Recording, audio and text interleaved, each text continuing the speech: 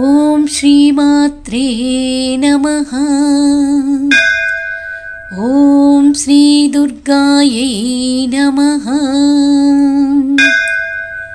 అధ దుర్గా ద్వాత్రింశన్నామమాలా స్తోత్రం.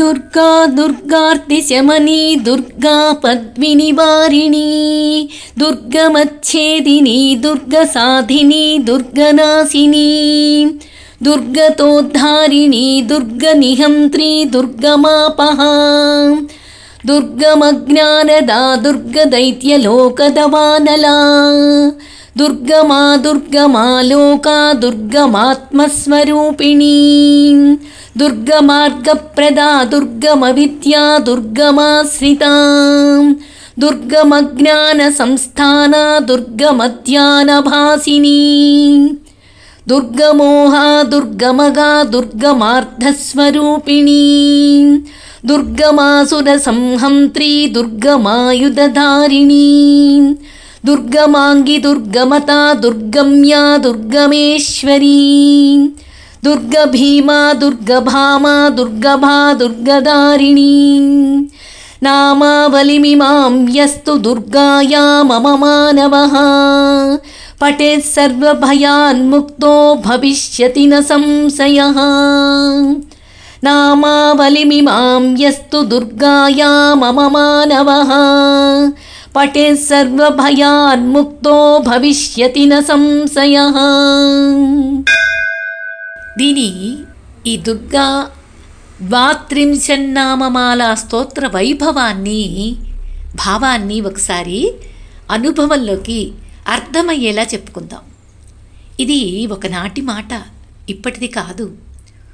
పూర్వం ఒకప్పుడు బ్రహ్మాది దేవతలందరూ కలిసి దుర్గాదేవిని ఎన్నో పూజలు, ఎంతో భక్తి, శ్రద్ధ, విశ్వాసాలతోటి చక్కగా భక్తితో పూజించారు. అందుకు దుర్గామాత ప్రసన్నురాలయ్యి, దుర్గాదేవి అంటేనే దుర్గతి నాశిని అని అర్థం.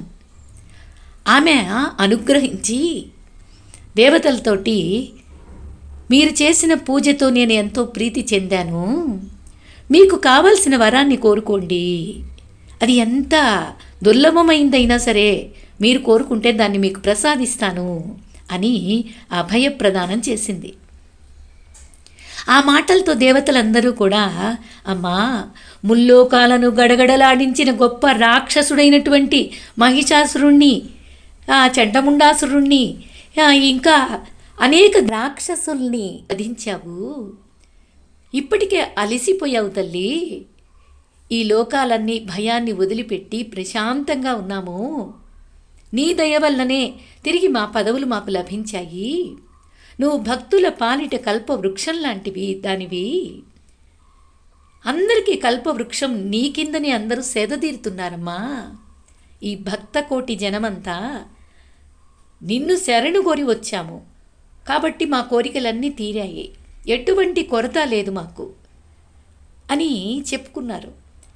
అయినా సరే మాకు సర్వము లభించింది అని అంటూ దేవతలు ఈ మానవాళి కోసం, ఈ ప్రపంచంలో జరుగుతున్నటువంటి ప్రజలు పడుతున్నటువంటి కష్ట నష్టాలను దృష్టిలో పెట్టుకొని లోక కళ్యాణ నిమిత్తంగా ఒక మాట అడగాలని ఉంది తల్లి. అనుకోని ఆపదలు, అంతులేని కష్టాలు, ఈ ప్రజలందరూ కూడా, ఈ జీవులందరూ కూడా కష్టాలు పడుతూ ఉన్నారు. ఎటువంటి జాప్యం లేకుండా ఆ కష్టాల నుంచి వాళ్ళని కడతెర్చడానికి, వాళ్ళని రక్షించడానికి ఏమైనా ఉపాయం ఉంటే చెప్పు తల్లి అని మన కోసం దేవతలు దుర్గాదేవిని ప్రార్థన చేశారు. అప్పుడు ఆ తల్లి చెప్తుంది, ఎంతటి రహస్యమైనా సరే ఆ ఉపాయాన్ని మీకు చెప్తాను అని మన మీద అనుగ్రహంతో దేవతలకు ఈ దుర్గా ద్వాత్రింశన్నామమాల ఈ స్తోత్రాన్ని అమ్మవారే స్వయంగా దేవతలకు చెప్పింది. ఇది రహస్యంలో కల్లా రహస్యమైంది, ఇది అందరికీ అందదు, చాలా దుర్లభమైనటువంటిది. ఈ 32 నామాలతో కూడినటువంటి మాలా మంత్రం ఇది. అందుకని దీనికి సాటి అయినటువంటి స్తోత్రం అనేది మరలా మీరు వినలేరు. అటువంటి గొప్ప స్తోత్రం. దీన్ని మీకు వివరించి చెప్పాను కాబట్టి శ్రద్ధగా దీన్ని చదువుకోండి.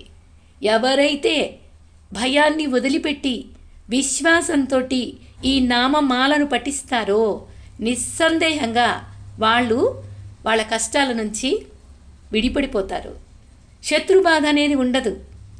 ఎంతటి కష్టమైనా సరే, ఎంత అనుకోని ఆపదలు వచ్చినా సరే వాటి నుంచి విడుదల పొందుతారు అని చెప్పి వాళ్ళకి ఎటువంటి కష్టాలు సంభవించవు.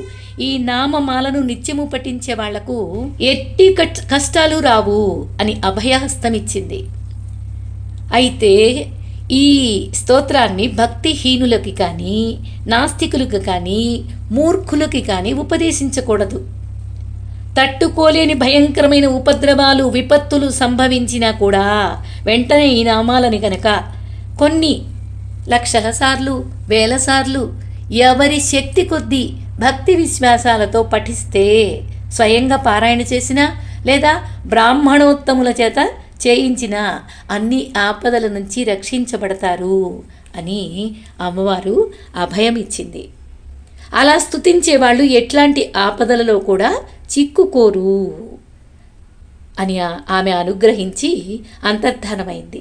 అటువంటి గొప్ప స్తోత్రం ఎవరైతే వింటారో, ఎవరైతే చదువుతారో, ఎవరికైతే ఈ శ్రద్ధ కలిగిందో అటువంటి వాళ్ళు ఎటువంటి బాధలు పడరు, ఆపదలు దుఃఖాల నుంచి బయటపడతారు అని అమ్మవారి అనుగ్రహానికి పాత్రులమవుదాం.